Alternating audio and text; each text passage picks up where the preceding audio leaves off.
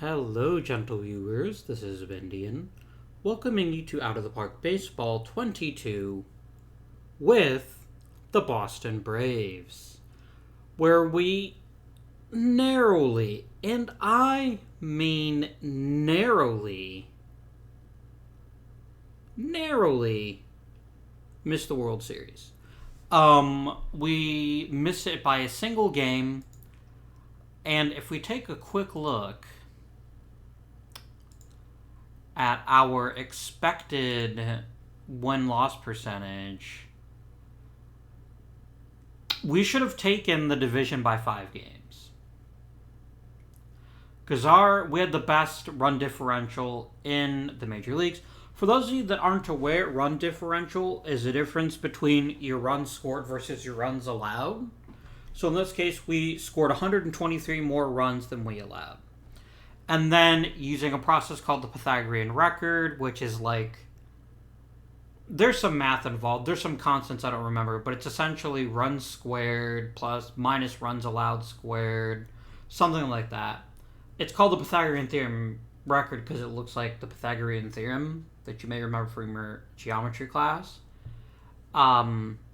Regardless, the point I'm trying to make is it's what determines what we would expect you to have. And it's not perfect, obviously, but we should have been the best team in baseball. And instead, we weren't even the best team in the National League. So that's kind of a bummer. But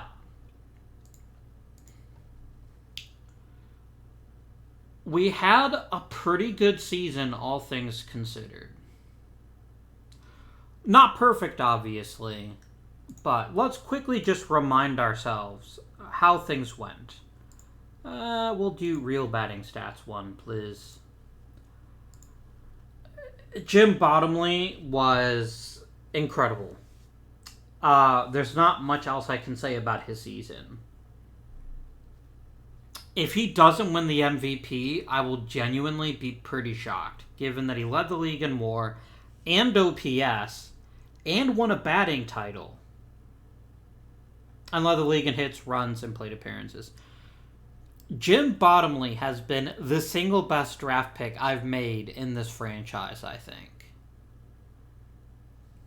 In terms of, like, sheer raw production, it's right up there with players like Joe Tinker and Tommy Bond and some of the pitchers that I've chosen. He's been real good. Like, in just 6 seasons, he's already borderline Hall of Fame worthy. And the real-life Jim Bottomley did make the Hall of Fame, but we're, like, at this point in his career, and we're already better than he was. Bottomley's got a damn good chance of getting his second MVP award, and I think he'll deserve it if he does. Dick Cox was... We definitely rolled a little bit of the dice on him, but he's proven to be a much more useful player than Burt Griffith. This is going to stop at some point. Just because it hasn't yet doesn't mean it won't. And I'm really concerned about the year that Hank Severy decides to hang him up, because we don't have an in-house replacement for him. We don't. Joe Sewell gave us a good chunk of the season, and again, a 100% healthy Joe Sewell definitely takes us to the World Series. I think without hesitation. Gosselin was great, maybe not elite, but great. And I'm starting to worry a little bit about him, because now he's showing this weird cycle where every other year he plays just worse. And it's hard to see, other than just the fact he's just not hitting for the same power each year. Like, yes, he's getting more hits in the aggregate, but he's playing more or less the same number of plate appearances, and his production is varying wildly. And the difference comes down less to singles than I think it does to doubles. and home runs and triples. So we're going to see how much production he provides. You know what? He's still been a phenomenal player. I'm not at all upset about him. Again, borderline Hall of Fame worthy already. It's going to take a while to get all the way back, though. Fine. Leo DeRocher finally put up a useful season for us, and I think asking him at 300 every year is probably a bit much. I think his true batting average is going to be somewhere around the 280 mark. The rest of his game is going to play extremely well at second base. So I'm not unhappy about this pick. I'm a little disappointed because we didn't get the superstar I was hoping for, but he did the job. Archdeacon is becoming an issue. He is a truly excellent leadoff hitter. It's hard to argue that he might be the best in the game. His career on base percentage is .415. A man getting on base at a .415 clip can paper over a lot of holes in his game. But he's cost us a win in the field again. And that's not the first time. And his defense is trending in the wrong direction. And yes, he's making fewer errors, but errors are the worst way to judge fielding.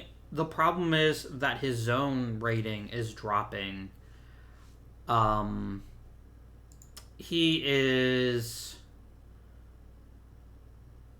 He's making routine plays at about the right clip. He's making likely plays at slightly below average. Even he's okay. When you start pushing his range, he really falls flat. It looks like he's pretty consistently facing the same number of balls that are just impossible. This is a ball that's considered to be in his zone that he can't catch. It could be a home run. I don't know how that's ranked in zone rating, but what matters is that he's probably making the rest of the team a tiny bit worse because we just don't have a great defender. Rube, I don't know what to do about you.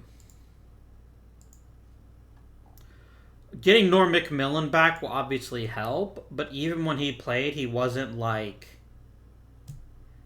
brilliant. We've still got a fair bit of room to go before we reach what I'd like to see.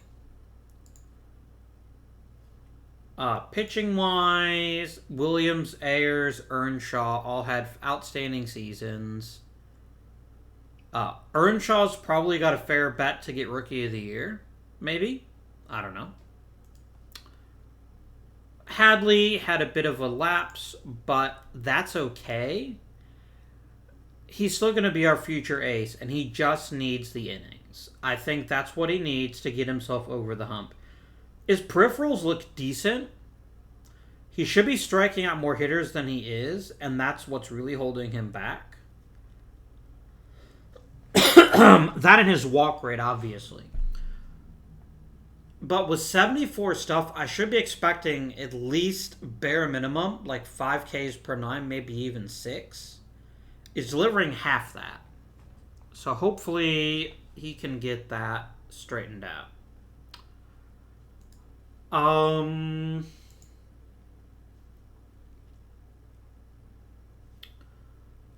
But yeah, we had a good, if not great, season. I think we had a great season, personally, but Dave Davenport is cranky because he wants to start every day, and I'm not going to let him because he doesn't have a spot right now. I don't want to get rid of him because he is so beloved in the clubhouse, and he makes for a fine 6th starter, but we'll see what happens. Our draft position is going to suck. Like, I think we'll probably get a borderline starter, but it's not going to be anything that we would be excited about, but we'll see what happens. So where can we upgrade? Really? And make this team better in 1929 than it was in 1928? Third base? Center field? Question mark? I mean, we really just need to get younger. We need talented players who will be good in a couple of years. I say all that, however, we have a big issue. Well, not a big issue, really. But we have an issue. We're only here for 3 more seasons. No, my math is terrible. 2 more seasons. We'll be here for 29 and 30, and then we're on to a new team for 31. Which... Let's see here. Still no championships for the Tigers.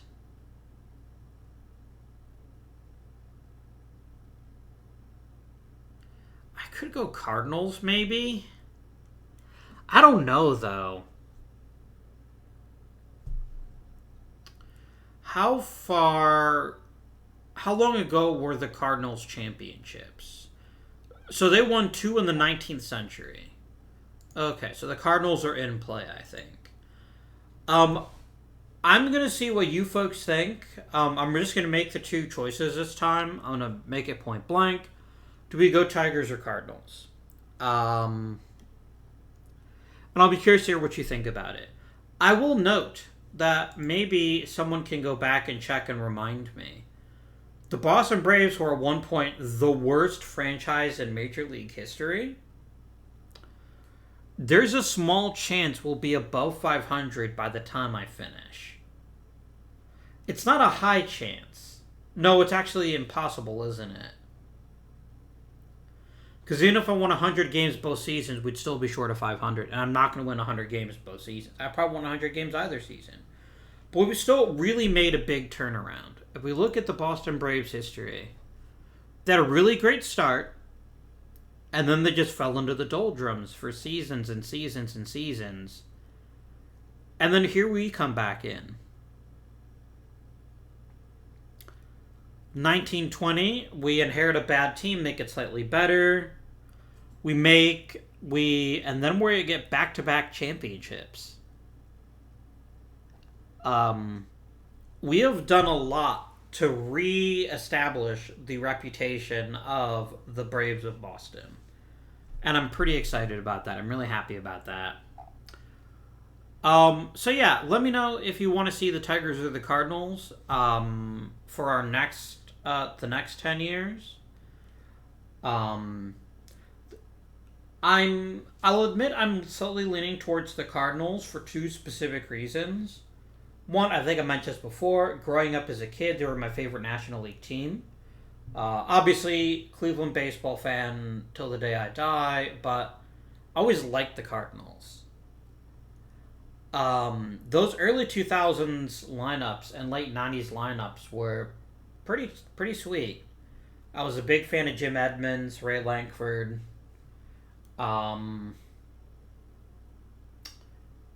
Mike Matheny was a pretty good catcher. I remember pitchers like Darryl Kyle and Chris Carpenter and Woody Williams. So there were Cardinals I really liked.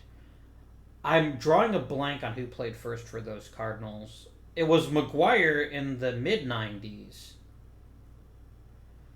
But I can't remember who... I'm trying to remember who replaced McGuire. I don't remember. Edgar Renteria played shortstop. Placido Polanco played second. Third base was Scott Rowland? I don't know how I remember all this. J.D. Drew played right field. I think it's because when I got High Heat Baseball for the first time, that was a franchise I played mostly with them in Cleveland. Anyway, now that trip down memory lane is over with.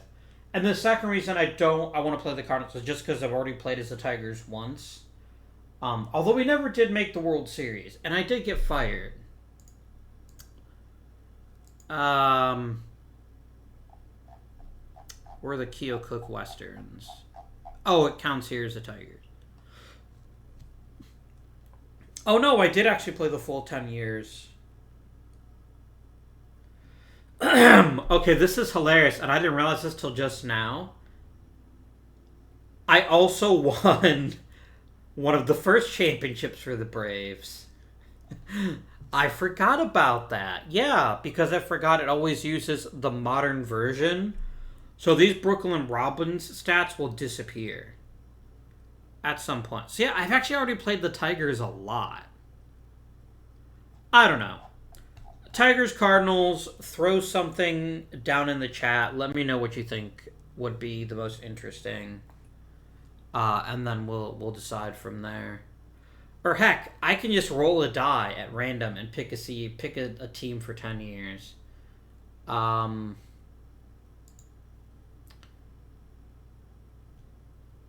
Like, who's been bad recently? Yeah, I'm not playing as the Yankees. Reds, maybe, but the Reds were damn good at one point. I don't know. I'm just going to leave that to you, my gentle viewers, to let me know who you think would be the most interesting team to play as. I kind of don't want to play Detroit again, but I'm running out of teams to win their first inaugural championship for. So I'm kind of hoping they win the World Series and take the decision out of my hands, but we'll see. Have I any decisions to make in the off-season? I do not. Then please allow me. Yes, fine.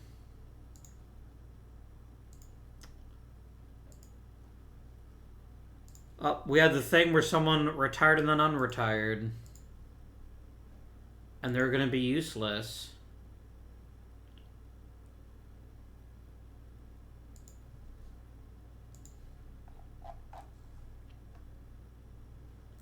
I love how he retired and then immediately unretired. But no, I'm gonna let you all go. I was tempted by re-signing Hank Gowdy, actually, but no, I think we're making the right call there.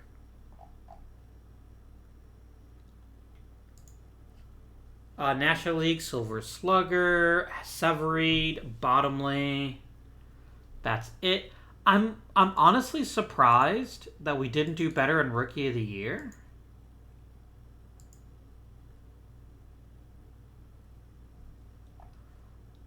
Okay, I want to tell you something. Screw you, Bucketfoot Al. Damn it. You were really, really close to Bottomley, but here's the number that everyone is going to ooh and ah over, the home runs. Oh, yeah. And the RBI, because people who don't know baseball think RBI matter, and they don't. This is highway robbery, in my opinion. Bottomley won this award, especially because traditionally it's supposed to be a team that is a successful team, and the Giants were mediocre. I don't know, man. I'm kind of salty about this, not gonna lie. The Cardinals got Manager of the Year? What? You suck. You're all fired. Wow. Not a single vote for Earnshaw. That's not nice. Even my owner voted against it. That is...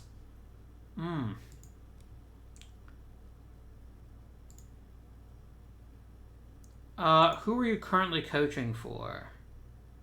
You're my AA hitting coach. The Dust Devils would be a promotion for you. Do I want to make you my AAA hitting coach? Who's my AAA hitting coach now? It's Bug Holiday. How can I say no to the Bug? I mean, Long's the better coach.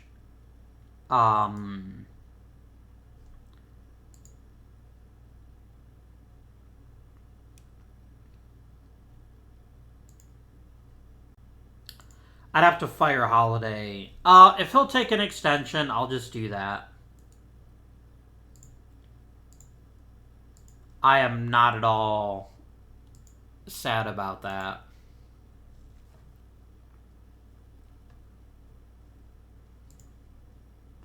I kind of don't want to trade Davenport. You're giving me a bad picture. So no. I don't care that you're asking for players that aren't that great. I care that you're giving me garbage for them.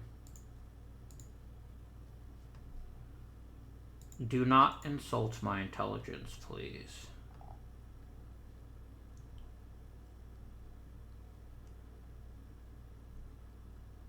I guess Johnny Bates is a Hall of Famer.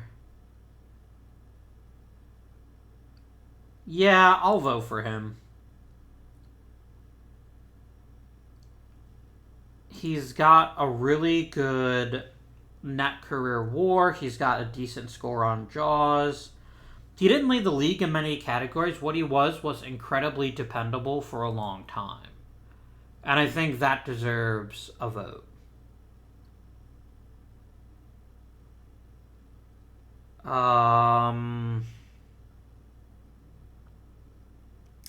Yeah, these 60 WAR pitchers are kind of growing on trees these days. It's going to be hard to measure those out. It is still, frankly, absurd that Johnny Evers is waiting a second season. Because he's about as clear a Hall of Famer as you're ever going to get.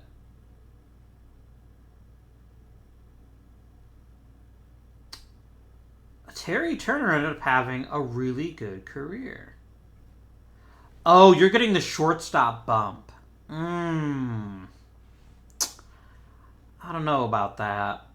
I think your WAR is overinflated by you being a competent shortstop.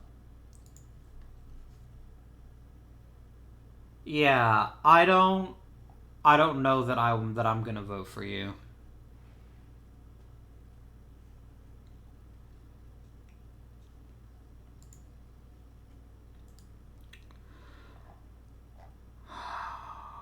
I'm gonna wait and see what happens to you in later seasons, but I'm not gonna vote for you on this first ballot. Just because you were not awful as a shortstop.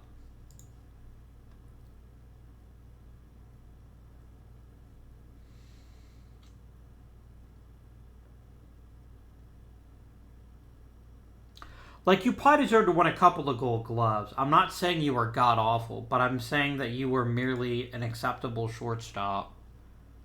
I will vote for Maury Rath because I respect someone who has that many gold gloves at third base. That's a hard position to field, particularly in the dead ball era, where lots of people try to bunt for base hits. Mad respect. I'm going to vote for that guy, for sure. I'm going to vote Addie Joss. It's not going to matter. He's not going to get elected, but it makes me feel better.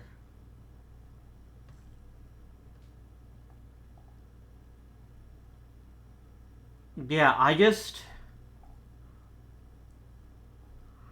don't really see anyone else here that I'm going to jump on and say, definitely, please, name this person to the Hall of Fame. I'm just going to vote for these 5, and whoever gets in, gets in. I'm not going to mention anything here. Right. Draft Earl Averill is the big prize here. He'll probably go first overall or close to it. I'd be over the moon if we could get Johnny Frederick, and I'm equally convinced that there's no way in hell he's going to fall to us. I mean, let's be realistic. No one is going to let him slip to me. That would be a pretty fantastically dumb decision, and The AI is just not that dumb. There we go.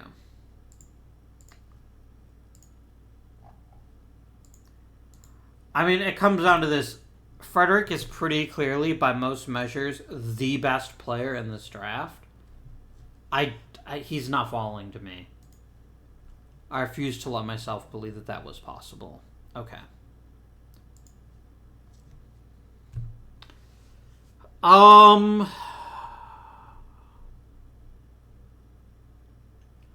You're a good hitter.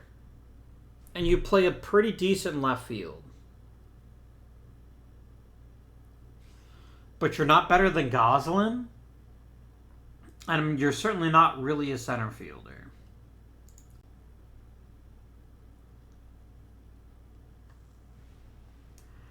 As a young third baseman, I could certainly do worse than a power bat. I keep talking about how badly we need young talent. And this is some young talent right here. Someone who can handle 3 positions, including third base. Although his arm's a bit weak, he wouldn't be ideal at third base. That's a possibility. No one, Stu Clark. I know he's the best third baseman we've seen, but his bat is not great.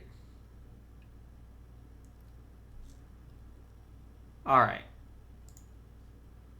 If we take Bird, we're not putting him in left because we're not bumping Goslin for him. That is, I think, settled. I don't need a reliever.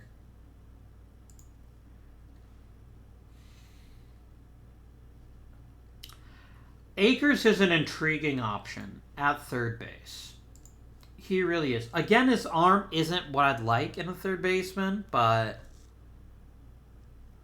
his problem is he's going to very much be an all-or-nothing hitter. He's either going to win multiple Silver Sluggers at third base, or he's never going to hit for enough contact to make this power pay off. Scouting Report likes him as a shortstop. I'm not saying that I don't. But shortstop is blocked by Joe Sewell.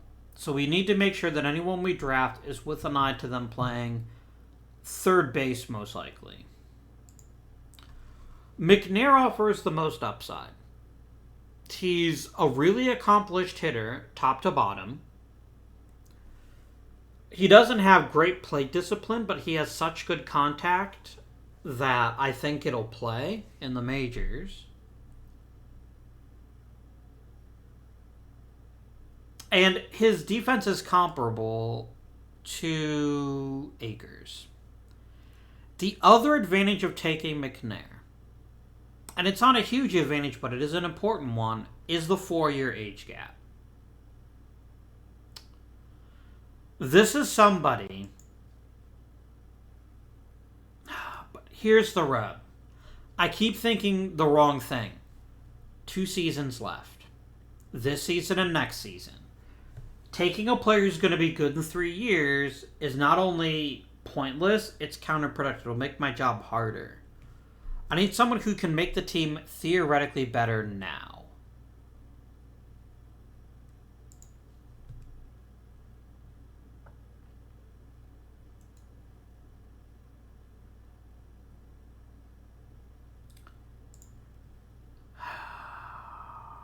Bird. I love this bat. This bat she plays.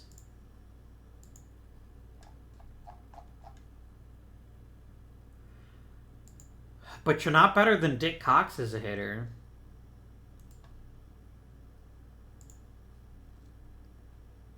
You're not better than Goose Goslin. You're not good enough defensively to play center.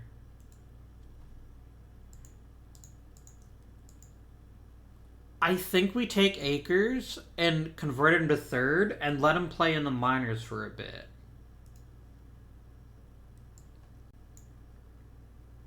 I don't love this pick. Who does OSA have me taking? They assumed that I would take Doc Marshall, but I think Marshall's gone already. And also, I don't want Doc Marshall. No, he's still here. Yeah, I don't want him. Yeah, I'm going to draft him. I'm going to take Akers and make him into a third baseman. I'll take Marshall now. As a second round pick, he's pretty much a steal.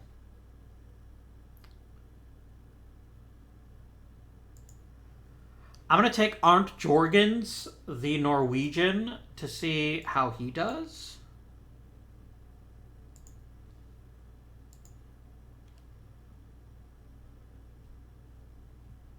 And then we're basically at garbage tier players. Which always happens. It's part of life. Whatevs. Draft Bill Dunlop. Why not? And then I'm going to go ahead and let him do the rest of the draft.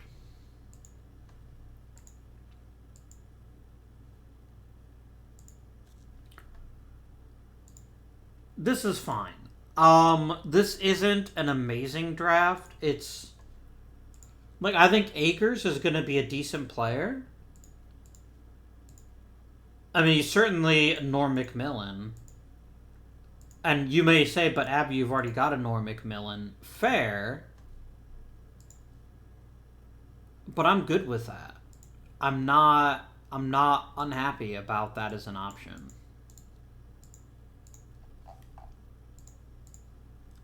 Anybody on the Rule 5 we might want to grab?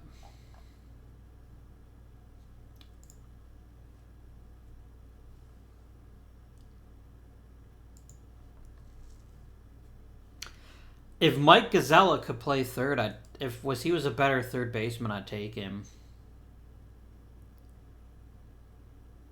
That's the issue, though, isn't it? Isn't that the same guy that I drafted a long time ago? No.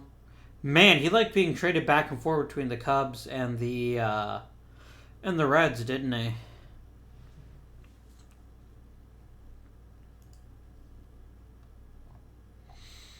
Yeah, I don't care. Okay.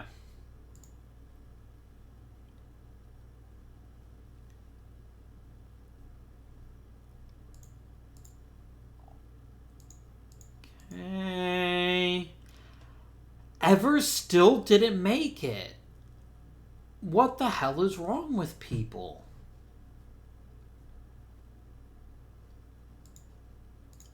Like, let's put this in perspective. I'm not being unreasonable, I don't think. Best second baseman of all time.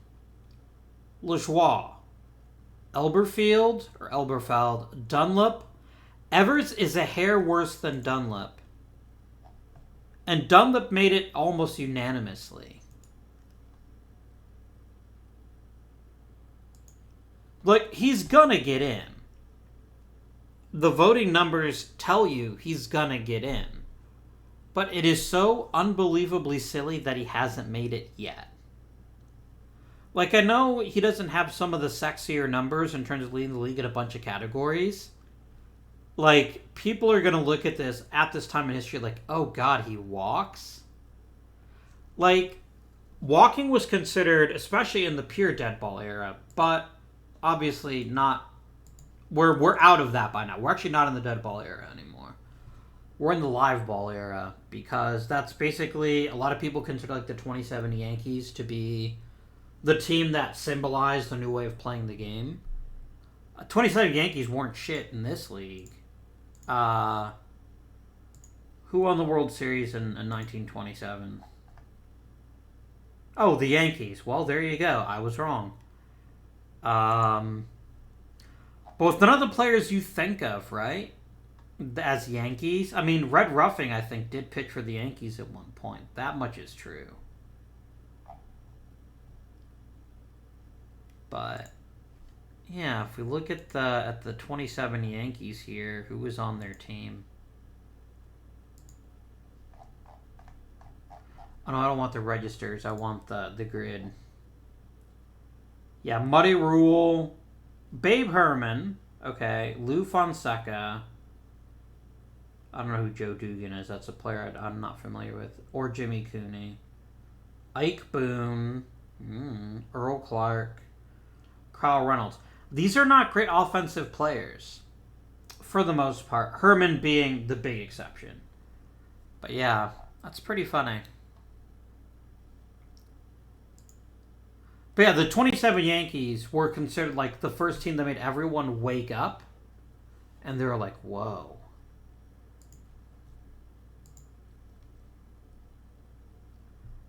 Any hoozle, let us advance to spring training.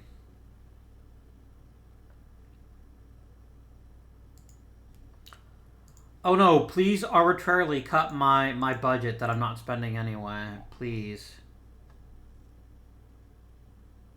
You know, I guess I should be a little less unfair to my own team. We do technically have a successor catcher on the roster in Al Lopez.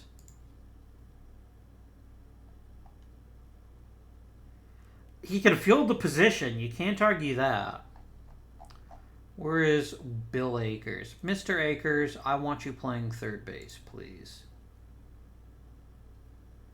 Your path to the majors is going to be a whole lot faster at third than at short. I really like the scouting changes they made this season, but this is what I really like. OSA thinks Willis Hudlin is garbage, but we believe in him. We think he has a chance to be an above-average starter.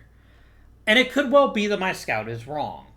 That's a thing that happens. But the fact that there's such a big disagreement is really cool to me. It's really enjoyable. And it makes the game feel more alive. Because that happens all the time in real life. 10 scouts can look at one player and have 10 different opinions. And the draft is such a crapshoot in baseball. Probably more than any other pro sport. If you take someone in the first round in the NFL, you're expecting to play day one most of the time. NBA, you expect them to play day one most of the time. NHL, there's a bit of a grooming period there, but it's generally not more than a year or two for the top players. For baseball, it could be 3 or 4 years in real life. Because of the way that OOTP works in the historical era, a lot of these players are more polished than they would be. But it's an important thing to think about and consider when you're developing your own teams in this game is that you don't want to ever draft for your needs now. You want to draft for your needs in 4 years. And that's the biggest trap in baseball. Unless you pick a reliever, you're not going to have a first-round pick play his first season, or even probably his second season. And history is littered with first-round picks who never even make the majors. It's part of the price of doing business. It's why the draft has to be so long. Because you get guys like Mike Piazza, who was drafted in, the 62nd round? And became a Hall of Famer. So I do not want your elderly relievers. What is it about my team that says, give me your poor, your tired, your huddled old relievers yearning to breathe in vapor rub? Just stop, please. Game. You can do your thing. Heluums, Ayers, Earnshaw, Whitehill. That's fine.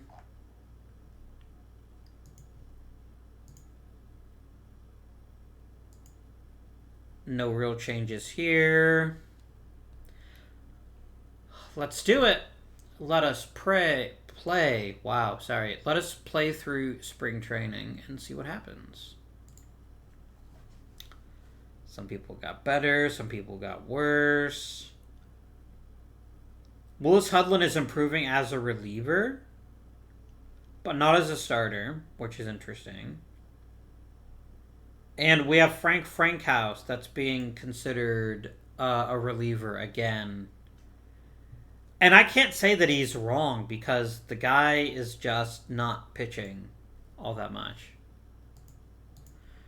I may want to be careful about this. I think by making him be everyday starter, the game's like he actually everyday starter, like 126 games in one season. Like even old Hoss Radburn is like, that's a heavy workload. So maybe I'm gonna stop doing that.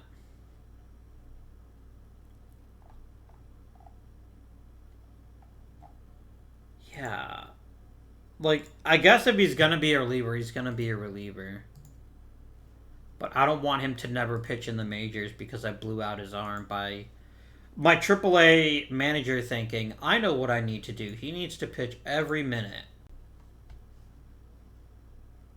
We lost Bill Cunningham. That's really unfortunate. I think he'll be back by close to opening day.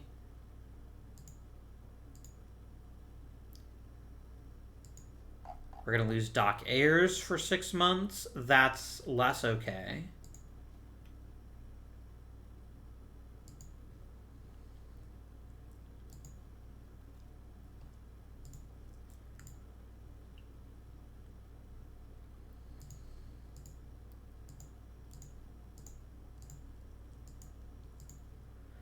All right.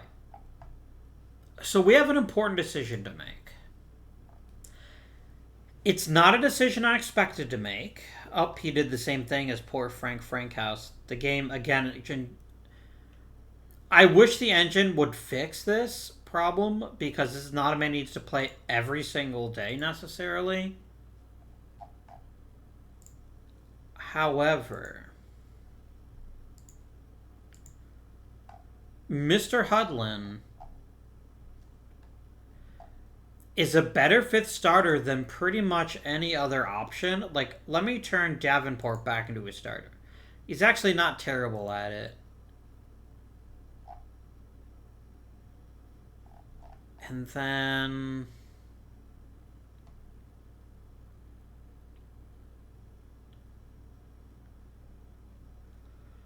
I do want Akers to play a bit longer and see if he can maybe improve his third base ability before I call him up. I think Hudlin makes the roster. I think Hudlin is the future in a lot of ways, and I'm curious to see what he can do if we give him the chance. He would be one of only two pitchers who I can count on to throw strikes consistently. That's pretty crazy. That's real crazy. So we're going to see what Mr. Hudlin can do if we give him the opportunity. Which I did not expect, but here we are. All right. Cantrell, no. Schreiber, no. I've got to dispose of one more pitcher.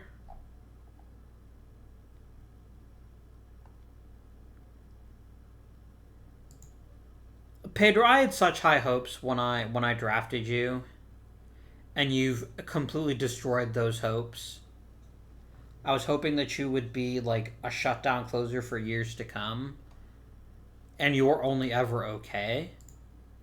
So, Mr. Debut, you are in fact Debut, and I'm gonna take you off the roster.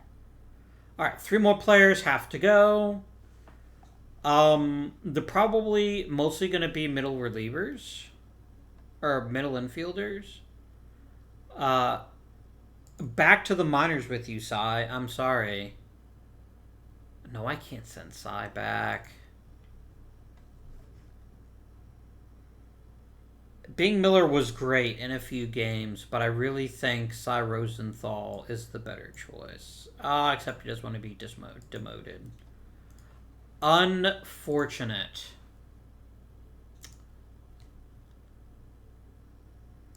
I don't have to keep Bing Miller.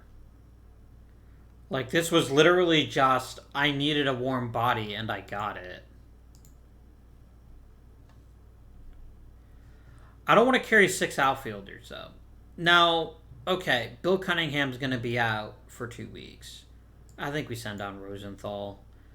And then definitely Connolly. Joe, I think you've been outstanding, but I'm not letting you make the roster.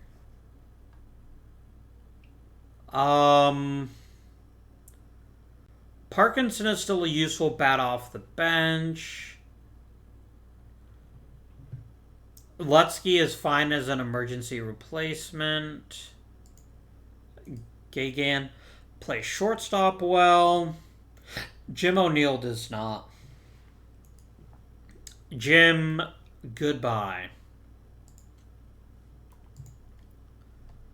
Any prospect at all? Earl Caldwell. Welcome to the Boston Braves. You'll probably never make the majors, and I don't care. I do have to put Mr. Hudlinhar on the opening day roster. On the 40-man, rather. And then we're going to advance to opening day, and then we're going to set things up. And we're going to see what happens. And I genuinely don't know what will happen, to be honest with you.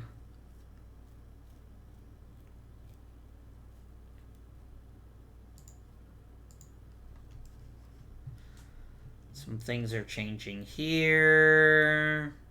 Nothing I really need to be concerned about. This is all fine.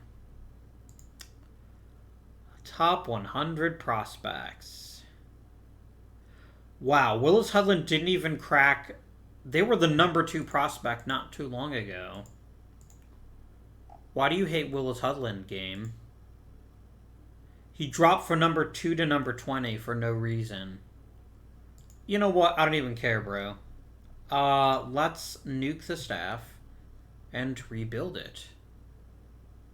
Why are you sad, Bump? Oh, you're unhappy with how you pitched last season. I'm unhappy with how you pitched last season. Alright. Alright. Lefty, you're my ace. Georgie boy, you're my number 2. I think Hudlin's my number 3. With Hadley and then Whitehill. And here's why Hudlin is my number 3. He throws strikes. And he throws hard. Like 93 miles an hour is pretty damn crazy in the 1920s.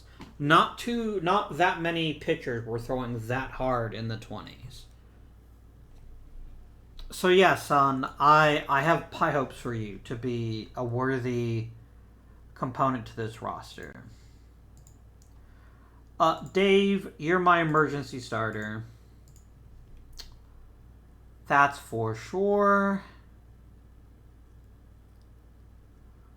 Were you my closer last year, Vince? No, you didn't even make the roster last season for very long. Yikes. Who was my closer? Tommy Atkins had 7 saves. That's more than about anybody else.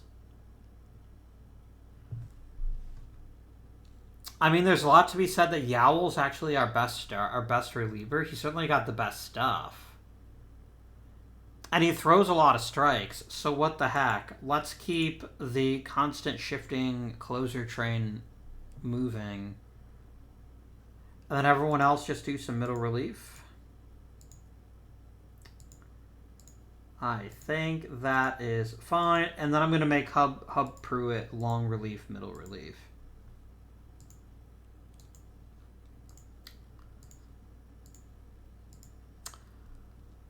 I know this word gets used a lot for very silly reasons.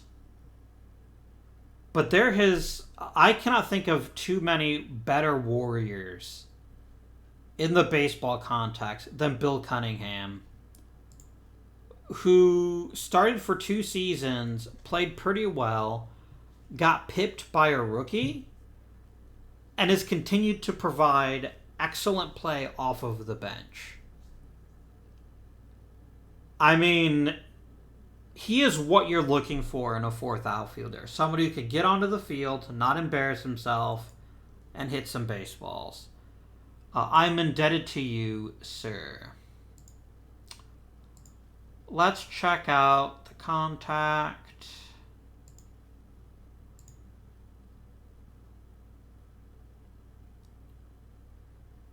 It's Bottomley. I can no longer justify batting him fourth because he's the best power hitter, because he's the best everything hitter at this point. My dude needs to be the third hitter. Goslin hits cleanup.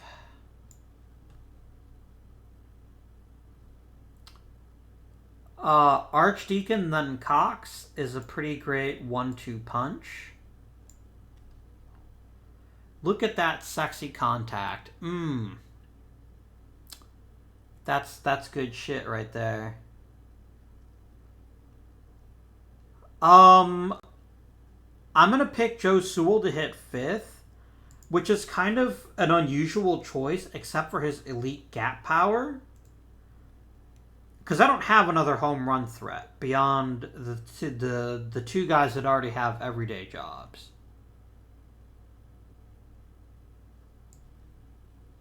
And I have, like, it's bad business to keep thinking that Hank Severeid will continue to exceed my expectations every season. At a certain point, he will falter, and we can't be caught totally out of sorts if it does happen like that. McMillan's a competent hitter. Lutsky is the better fielder, but not by much. I think McMillan is the choice to start it at third. And then we will generate ourselves a fresh depth chart. I don't mind playing Lutsky. I mind playing him that much.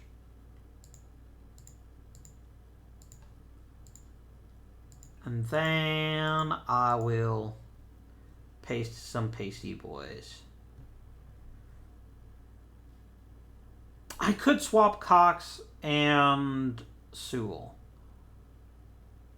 But the thing is, Cox is an elite on base machine, and I just like the idea of having him hit second. We basically have a leadoff hitter, like the premier leadoff hitter, and then you have a second leadoff hitter who's got a tiny bit of power, and that plays super well in your top two spots.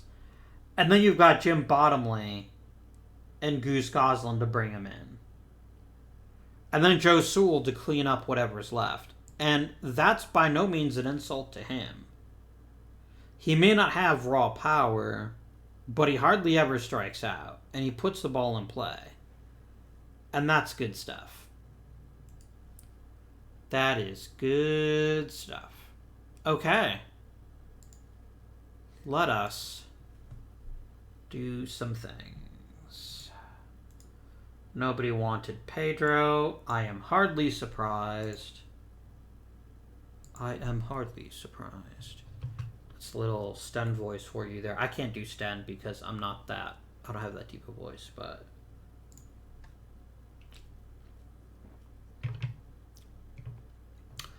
Okay, important question, Tiny Chaplin. Are you actually tiny? Or is it like, tee-hee-hee, we call you tiny because you're enormous? You're just meh. Like, 6'1", 195 would have been pretty big in the 1920s, but not like, oh my god, that guy's gargantuan. Whatever.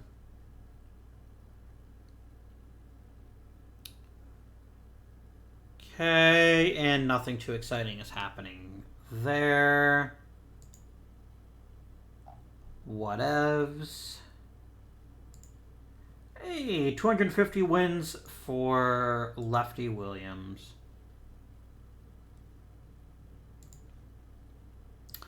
That is less fun. Gotta say, not a fan. So I guess we're having Dave Davenport's last ride. Because Lord knows I don't have another starter that I trust to thrust into that role. Where is Frank Frankhouse? Oh, he's still injured. Did he blow out his elbow again? Or is it just like a horrible... It's a setback, yeah. His surgery needed surgery. Oh, dear. I don't have another starter. Oh, dear. Dear, dear, dear, dear, dear, dear, dear.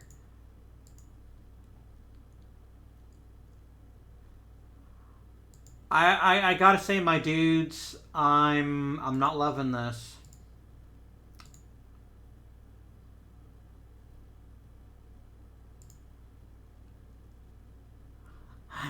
I'm gonna claim Ed Wells, cause fuck us.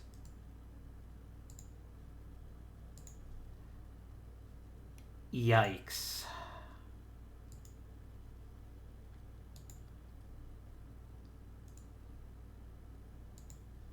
Oh yeah. It's gonna be great. Whatever the exact opposite of great is. Oh, that's right. Mind-numbingly terrible.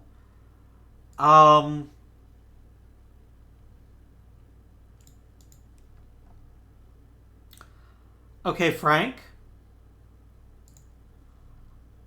I'm not saying you're dumb. But I'm saying that you played on the bench the entire season last year.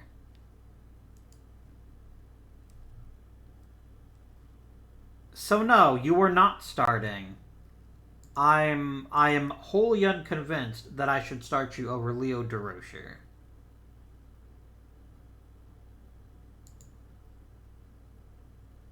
Three home runs for Archdeacon? Maurice Archdeacon has just equaled his career high in home runs. He could very well equal his entire career output in home runs if he just hits... Let's see, it was 2, 3, 4, 5, 6, 7. If he finishes the year with 8 home runs, that would be pretty funny.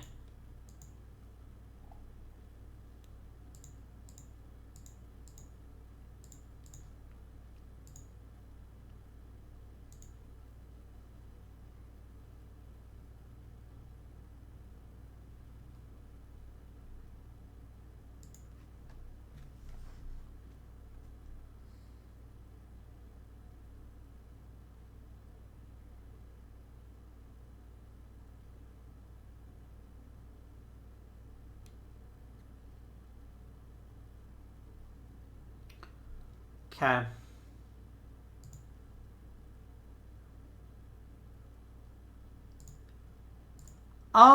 Do I make a move? Do I trade depth to try to pick up another starter? How close are we to getting back Hudlin or Ayers? We're still pretty far out.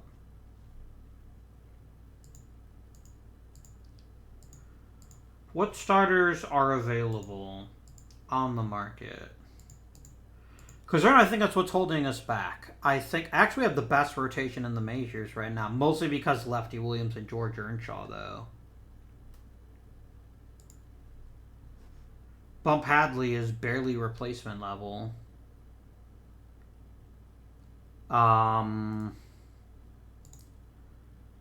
Davenport is replacement level, if only just. Whitehill's turning in a pretty decent season.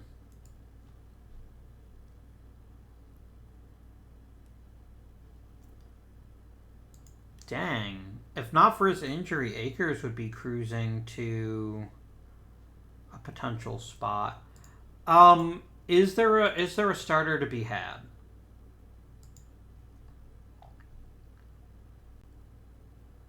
Hal Carlson? It's hard to get excited about that. Like, I'm not saying I wouldn't make the trade. I'm just saying I don't know how much he helps the roster right now. Let's see where things are at the end of July.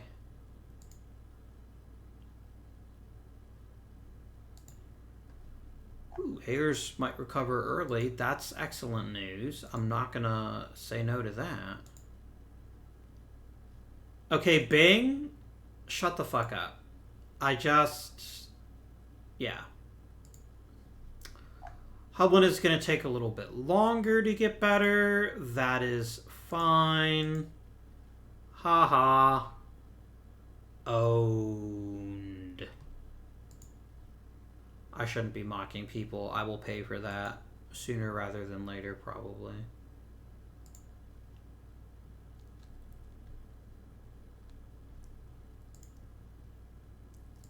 Oh yeah, I gotta hire people and do some things. Yeah, makes sense.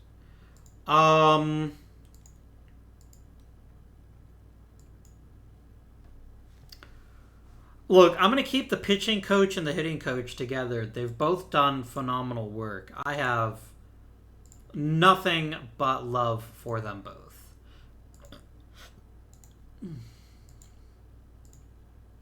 My scouting director has been pretty good. I could do with a better team trainer. I think we'll let him go and see if we get lucky. Jack Fafield, I would love to have you come back. Possibly forever.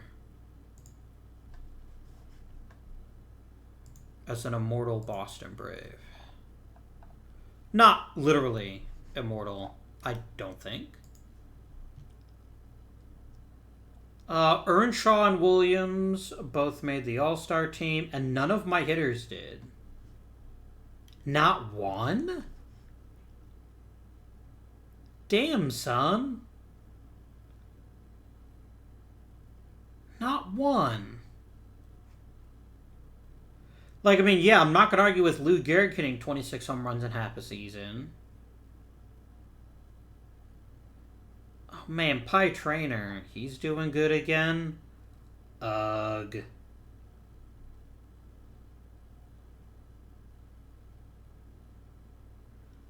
Man, Joe Cronin is cheating by being a shortstop that can hit home runs. Joe Sewell has 2. He has 2.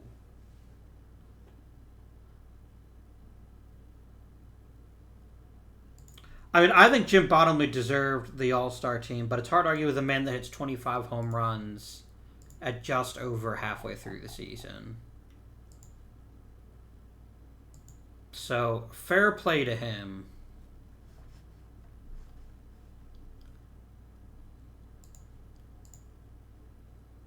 Dick Cox hitting 9 home runs. Is hitting 9 home runs this season. That's pretty exciting.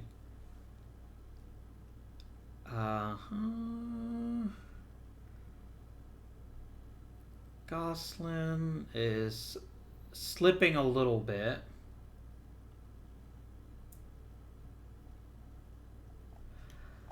I am ever so slightly regretting passing on Earl What's-His-Face for center field, but yeah. Okay. So obvious choice number 1.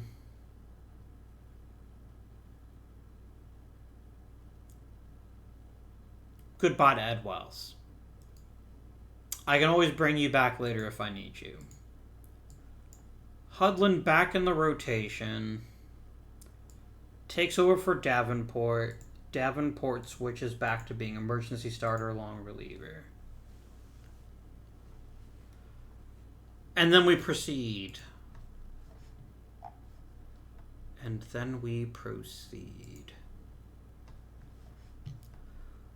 Okay, Bill Akers is tearing the cover off the ball in the minors.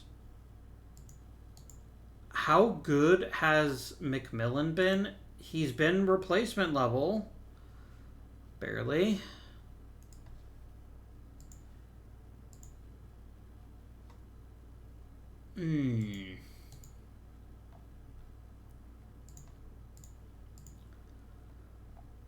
No, I get that Akers has been great. But it's worth mentioning he's only played in 27 games.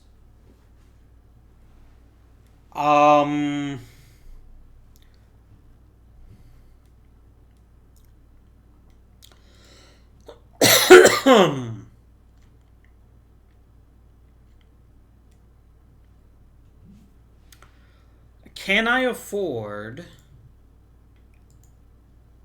He's literally replacement level. Norm, you're literally replacement level. You exist to be replaced, so replaced you shall be.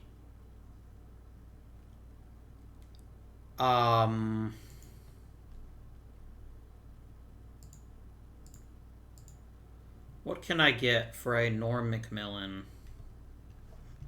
Or I should say the Norm McMillan. I don't know how many others there are.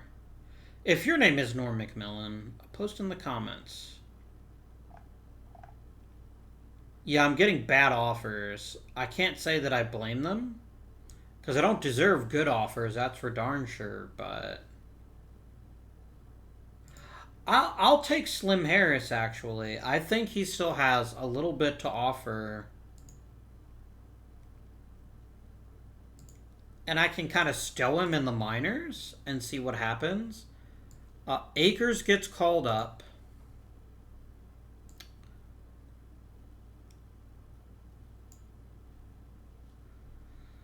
Is Lutsky at least playing third base? Well, he's not playing it great, but he also hasn't played it much.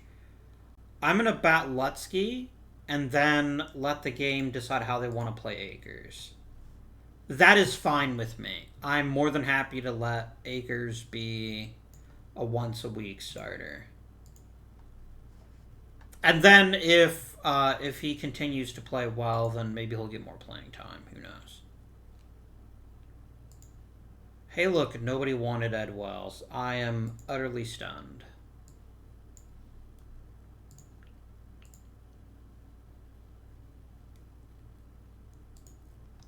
Trade proposal. I am not giving you Willis Hudlin. I'm just not. And I don't know what about him makes you think I would give him up for a terrible player. All right, let's set this appropriately. This is untouchable. And this is allowed triple middle fingers.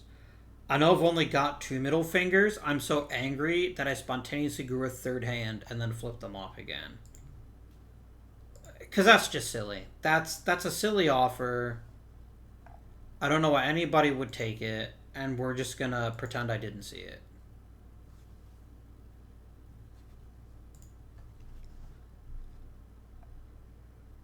Okay, here comes a slight crash for Severeid. A slight crash.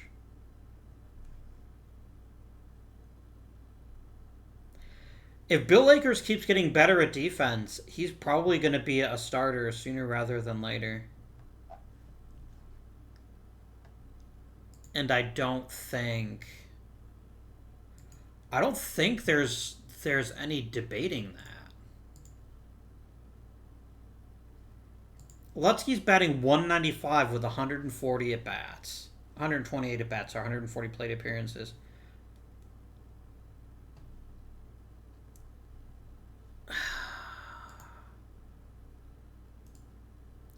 Bro, I've got a few too many ground ballers to afford to bury you. But man, you are not making it easy to justify me keeping you in as my third baseman. You are not making it easy, compadre.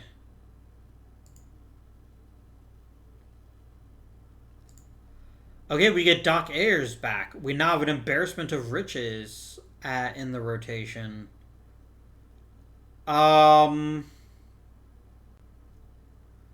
Send down Vince Shields.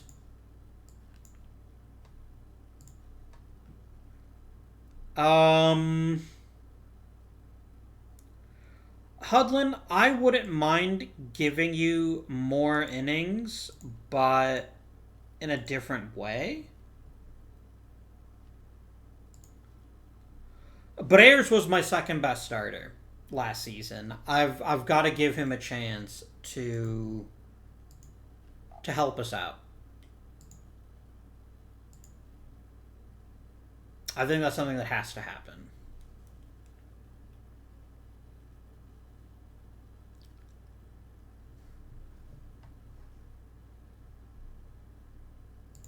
And now Bump is hurt, but he'll be out for just about a week. That'll just pick him up another thing there.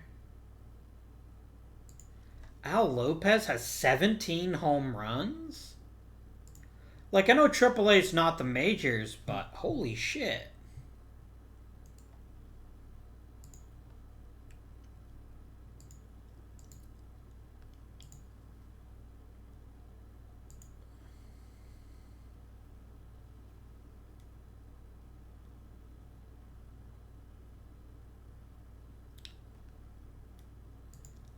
Okay, guys.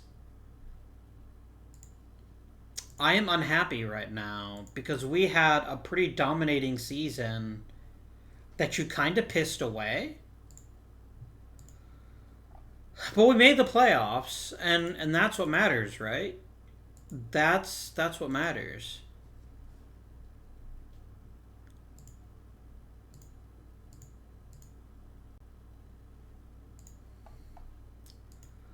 All right. Now, here's our big question. What is our playoff rotation?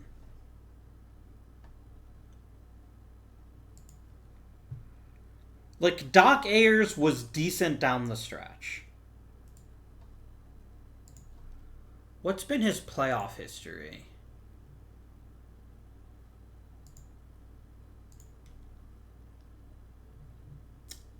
He actually hasn't pitched for us in the postseason. This is a surprisingly tough call. And I gotta say, no, Doc, I can leave it as a five-man rotation. But Lefty is going to be starting it for sure. How did the season go? Who did well? Who did less well? And why does Jim Bottomley deserve a statue as a Boston Brave? Oh, that's right, because he's awesome. This was not what we had last season. Last season we had lots of players playing very well. Very well. This season, not so much. And why did we randomly decide that Bill Akers wasn't going to make the playoff roster? That is not a move that I signed off on. Is freaking Akers not eligible?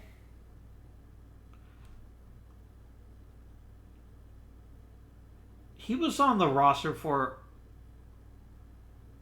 Wasn't he? Man, that's some bullshit, but okay. Alright. I'm not going to call up Shields. I'd rather play a man short than have a useless reliever cost me a game. Anyway.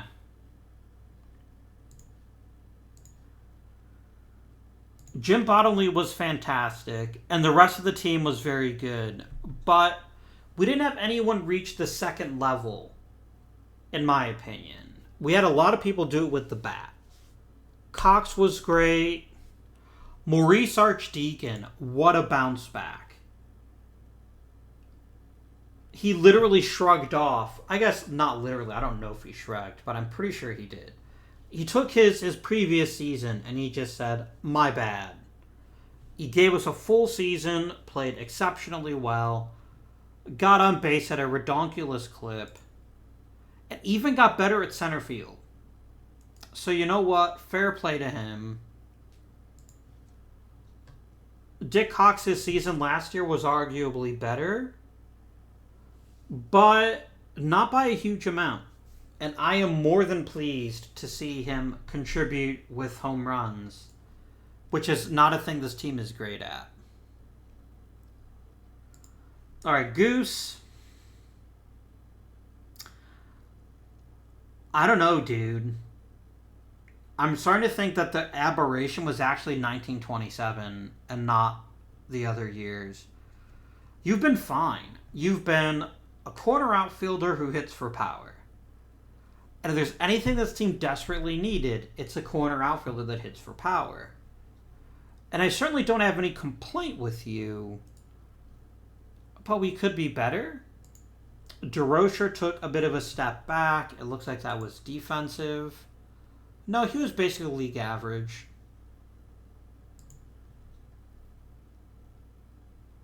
I think last season he just hit a little bit better, and that papered over some of his defensive weaknesses.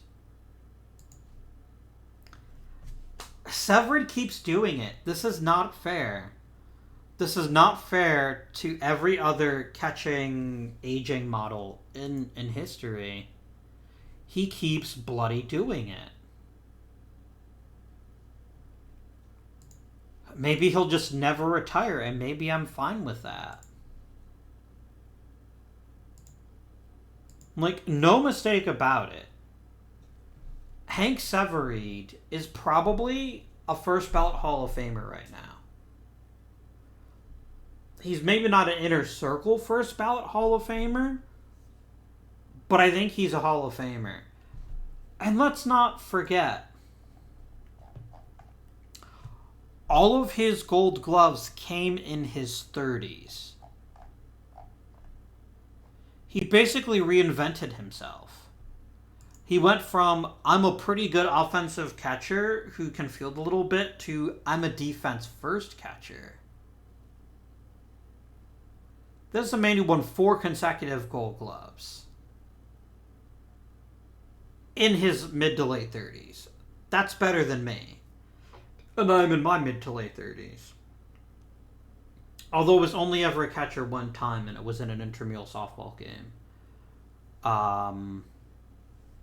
Not intramural. What do we call it? Club softball, because I was a junior in college at the time. And I was bad at baseball. As much as I love baseball, I'm actually a terrible athlete in almost every stretch of the word. It's hard to be a worse athlete than I am, in my opinion. Man, remember how I traded with Lefty for Lefty Williams, and I thought, man, I hope this trade works out for us. It's been brilliant. He's been the definition of an ace, and I don't know what more I could have asked for from him. Earnshaw, good year. Whitehill and Hadley had good years. Doc Ayers was fine. Willis Hudlin was not great, but he was good. And I think we're going to see more of him in the future as being a very helpful component to this team. How about a shout out for Dave Davenport, who at 39... Wait, what? No, I'm not 39 yet. I will be later this year. Put together a pretty okay season. Not a great season. Not even a good season. The man's walk rate just keeps getting higher every season. But he is a hard worker. He is popular. And damn if this man doesn't just give innings. He's an innings machine. He just craps out 100-inning seasons like they're going out of style. And he filled in some tight spots. Much love to you, Dave Davenport. Now let's see how the playoffs go.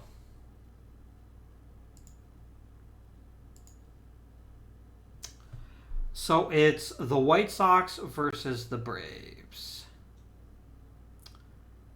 Very nice. And game 1 is the White Sox because they're dicks. Neither starter was great.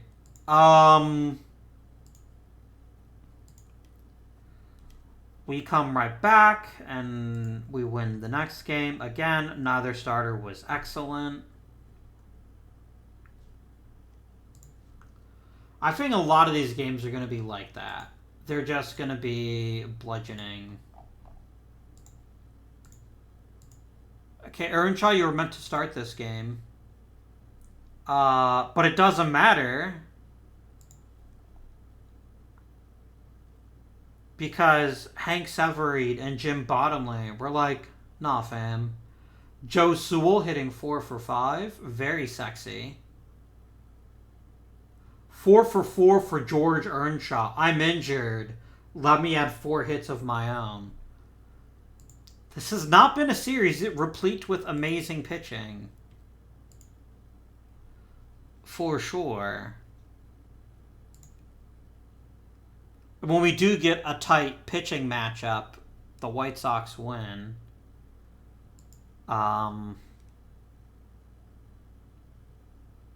Yeah.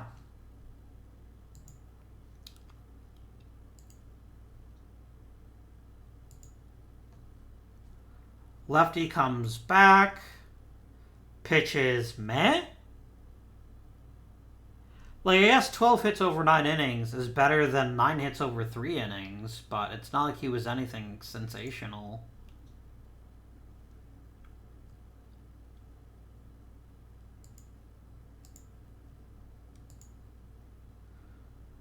Ooh.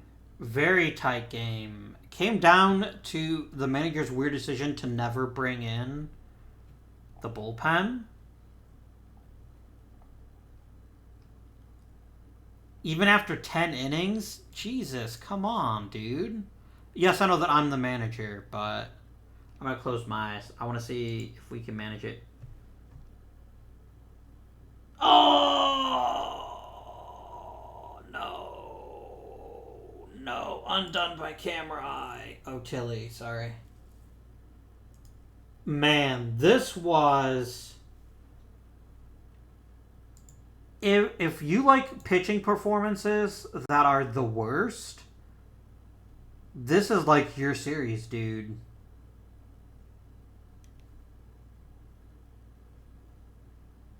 Like, every game was close. Less than 3 runs or less, except for game 3. Every game was close. It was just, why did the bullpen never get used? Like, I know my bullpen isn't great, but that's no reason to basically pitch my starter's arms off.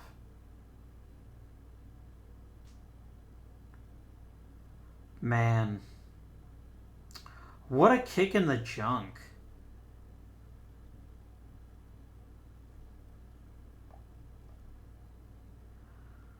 Man. Alright. I mean, I'm not that upset. We made the World Series, and just making it is a pretty massive accomplishment at this point.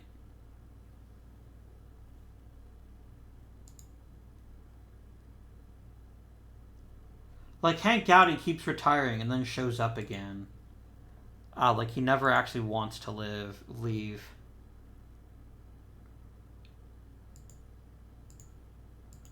Oh, gotta hire some people.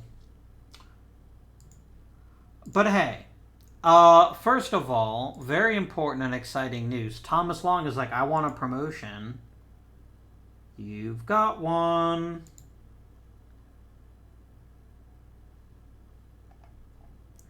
I kind of don't want to promote John Kelty.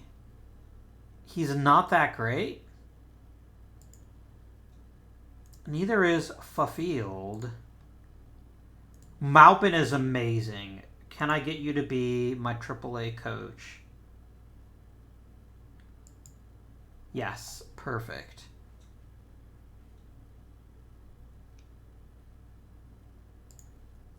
Hitting coach, Joe Burke, you deserve a promotion to AA. Morrison to A. Oh, he doesn't want to work for Grafton. I respect that. Maybe he lives near Jersey City. And he's like, you know what? I want to do my thing. And I can respect that.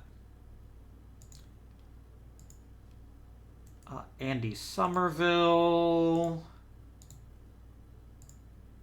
Team trainer. Please give me someone who's good at lots of things. Like, ideally everything. But, you know.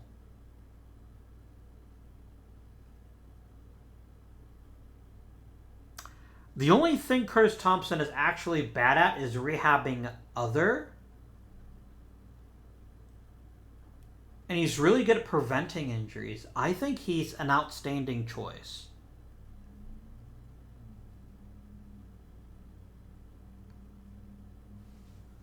Like, Ryan Rudd is arguably better, but I love his ability to rehab legs. That, I think, sets him apart from Rudd.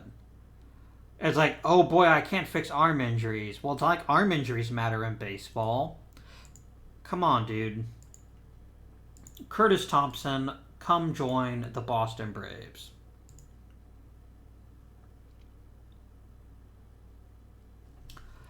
All right, friends. So we're going to go ahead and end the episode. I hope you guys are enjoying the series. Do share. There we go. I had one of my mustache hairs was on my tongue. It's a very unpleasant feeling. If you have a mustache, you know what I'm talking about. Right. So we are in decent shape. No, that's, you know what, that's damning with faint praise. I should give myself the correct level of credit. We're damn good. And that cooldown toward the end of the season was kind of bad.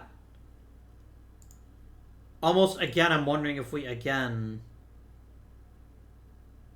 No, we were actually excessively lucky this season. Interesting. Okay.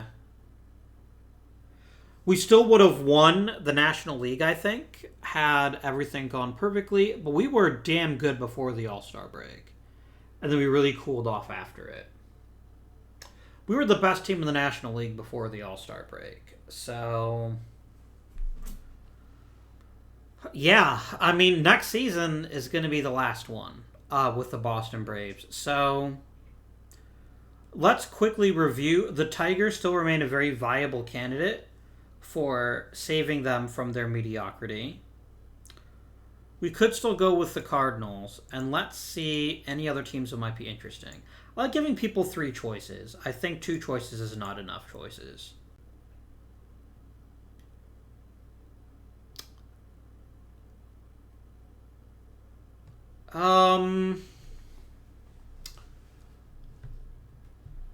Maybe the Robins? Have I ever managed the Robins? Yes, I did. I did that quite recently, actually. If memory serves. Yes, but they fired me. Fuck the Robins. I have not forgotten that, except when I constantly forget it. I am never managing you again, you ungrateful jerks. I could do Cleveland again. Ironically, the only championship they ever won was the one in the very first game of the franchise. Cleveland would be an interesting choice. But yeah, Detroit, Cleveland, Philadelphia Athletics.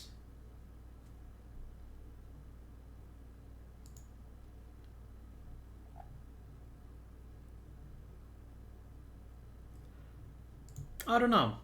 I'm going to leave it on this screen for a bit, just to give you guys some thoughts about other teams you'd like to see me play as. Am I the greatest manager in history? I'm sure I am. I have 11 championships. That loser Lip Pike hasn't even been in the league for 20 plus years. What a loser. I have 18 playoff appearances, most of anyone in the league.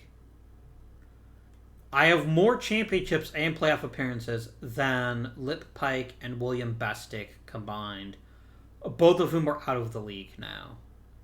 That's how freaking awesome I am. And I aged in reverse, so even though I've been in the league for 59 years, I'm actually only, 25 years old? 32, yeah. Remember, this is one of the things I was thinking would fix that issue, which it didn't, so whatever. But anyway, so let me leave you with this screen of the different teams that I could choose from. Do share your thoughts in the comments. And let me know what you think. Unless it's the Brooklyn Robins, in which case, no. There is an argument to be made that the Brooklyn Robins deserve my enlightened leadership. But you fired me. For no reason. I've not forgotten you. If you would have kept me as your manager, I bet you would have had another world title by now. But no, you had to fire me. So, bam and bam. A pair of robins for you. Birds, if you will. And I leave you with that. So thank you very much for watching the series. Do cast some thoughts in the comments down below about who I should play after I finish with the Braves next season. And until next time, this has been Davindian. Thank you for watching. And I bid you good day.